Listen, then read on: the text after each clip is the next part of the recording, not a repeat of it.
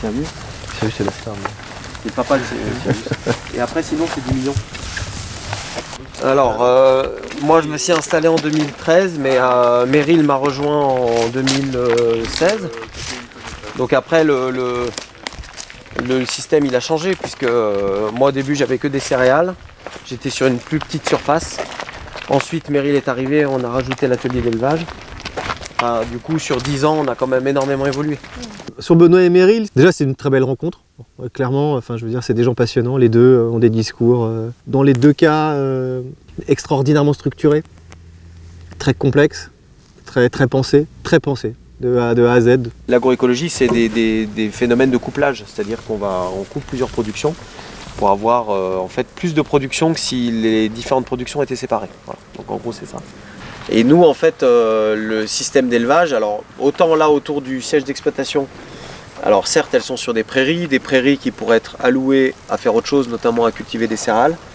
Sauf que moi, dans le système céréalier, j'ai besoin régulièrement de remettre en place des prairies, des luzernes, pour nettoyer les parcelles, pour enrichir en azote. Et en fait, toutes ces prairies, quand je les fauche, je donne à manger aux vaches. En fait, donc en fait, c'est tout un système, c'est un ensemble.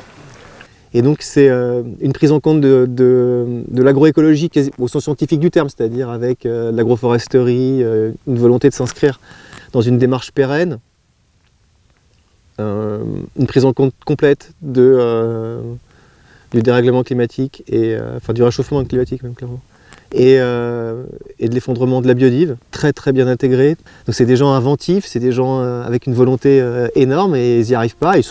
Quand on les a vus, vu que l'année pour le blé elle a été quand même catastrophique, je pense qu'ils n'étaient pas au top de leur forme, quoi. Et là en fait on a une année qui est terrible, ça fait 10 mois qu'il n'y a plus, enfin ça a arrêté fin juin, mais en fait ça faisait 10 mois qu'il pleuvait, quoi. Et nos productions ont été pourries de flotte et on a eu des rendements divisés, moi j'ai 73% d'écart en orge et puis 62 en blé, quoi. Et on s'était dit, le système qu'on a, on va mettre 15 cultures différentes, on a plusieurs sites d'exploitation, et c'est ça qui va nous faire notre sécurité. Et en fait, on se rend compte que les phénomènes extrêmes sont tellement massifs que ça marche presque plus, quoi. Ça défonce toutes les cultures. Ben oui. Et c'est pour ça que ça va être catastrophique pour toute l'agriculture française. Les vignobles sont touchés cette année, les fruits sont touchés, enfin tout le monde est touché de toute façon. Et il y a eu un gros problème de luminosité et de chaleur. Voilà. Parce que moi j'avais des parcelles qui étaient propres, qui avaient des épis, et dans les épis il n'y avait rien. Il y avait 2 grains par épi. Et là c'est un problème de fécondation, de fertilité des épis, et ça en fait c'est la température, c'est la luminosité, et voilà. Et des années comme ça, on va en avoir. Hein. Et moi ce qui m'énerve et je suis en colère, c'est que la société ne s'en rend pas compte et ne soutient pas en fait. Et là, nous aujourd'hui, tenir la cadence avec 170 hectares de culture, c'est pas possible. C'est plus rentable, sauf sur ce qu'on transforme, ce qu'on met à la presse à huile, au moulin, etc. Ce qu'on stocke pour nous et qu'on transforme et qu'on vend soit en direct, soit aux professionnels. Et aujourd'hui, il faudrait décaler un peu le système vers un peu plus d'élevage.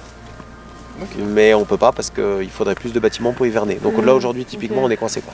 Ils ont pris des risques financiers, ils ont pris des risques humains parce qu'ils sont en couple sur une exploitation, que c'est très compliqué, qu'ils ont installé leurs enfants, qu'ils ont des dettes, que c'est exactement ce qu'il faut faire en termes de respect du vivant, d'élevage, de résilience aussi, parce que c'est le mot à la mode, mais c'est un bon mot en vrai. Et pour autant, on voit que ils n'y arrivent pas, quoi.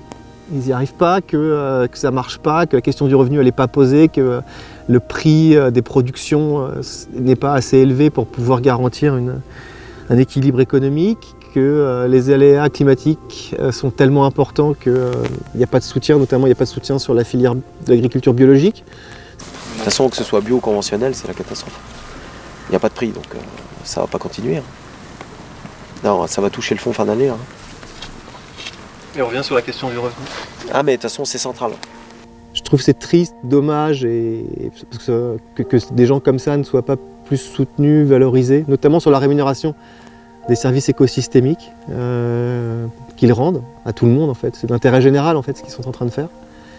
Et c'est l'incarnation finalement d'un système qui ne va pas bien, quoi. Et quand on confronte cette réflexion intellectuelle avec avec l'humain, et ça donne de très belles rencontres, mais ça donne aussi un constat assez triste, quoi. Voilà, on en est tous ressortis, pas bouleversés, c'est pas le bon mot, mais on en est tous ressortis quand même voilà, avec un petit coup derrière la nuque, parce que tout ce qu'ils font, c'est exactement ce qu'il faut faire.